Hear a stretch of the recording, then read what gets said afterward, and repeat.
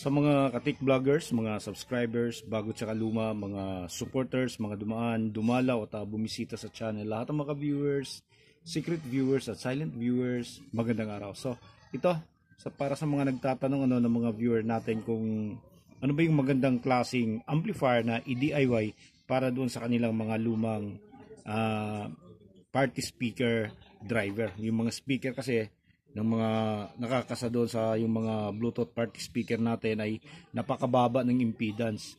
Ang pinakamababa, merong mas mababa pa sa 3 ohms. Pero madalas ginagamit ay 4 tsaka 3 ohms. Okay, so ito, naisipan ko na meron nga pala tayong nagiging content mga siguro 2 years, 3 years ago. Tungkol sa isang pinakasimpleng amplifier circuit. So, kinalkal ko at nakita natin, ito pa oh. Ayan pa siya oh. Okay? So, napakasimple isang madalas ito ginagamit sa mga car amplifier tsaka yung maliliit na car amplifier tsaka car stereo noon. Pero available pa rin ito ngayon itong mga chips na to. So, TDA 8560Q, ang impedance nito ay 2 ohms. So, stereo siya, 40 watts per channel.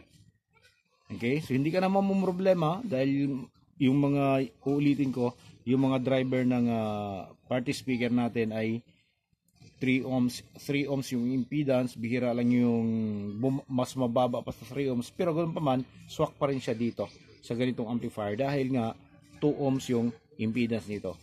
Okay? So ito, ginagamitan natin siya ng 8 ohms. So 8 ohms lang yung ginagamit natin, pero kapag pinapatunog natin to, normal na normal pa rin siya. So ang supply nito ay hanggang, kalimutan ko na yan, hanggang 18 volts yung maximum supply niya. So ginagamit natin ngayon ay 12 volts. So pagdaan sa kanyang rectifier filter ay nagiging 15 na siya. So yun yung ginagamit natin. Ang ano mo lang dito kapag mag-DIY ka sa mga ganitong sobrang baba yung impedance, kailangan mo lang ng magandang malaking heatsink, makapal, o kaya meron kang cooling fan or exhaust fan. Basta heat radiator yung pinaka importante ditong gawin mo kasi madaling mag-iinit ito dahil nga sa baba ng kanyang impedance. Ayan. So napakasimpleng napakasimpleng amplifier yung pagmamasdan mo ng maigi, 6 na parts lang yung 6 na passive parts lang yung nakakasa, passive components. 2 resistor, 2 non-polar capacitor, tsaka 2 polarized capacitor.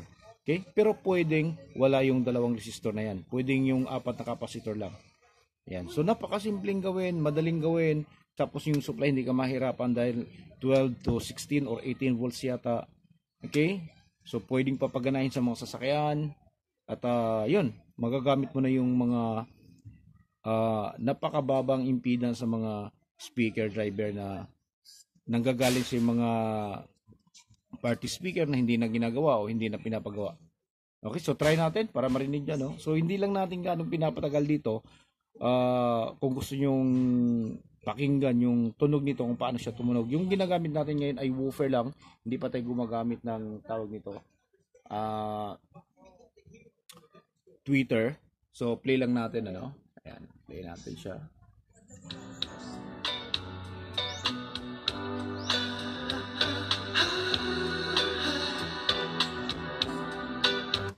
Okay? So, napakagaling, napakalinis tumunog. Okay, sa mga maghihingi ng diagram, pwede kayong bumisita doon mag-message kayo sa Facebook page natin na Fix and Review at doon ko ibibigay yung schematic nito. Kasi hindi naman tayo pwedeng makapagbigay ng schematic kung dito lang sa YouTube.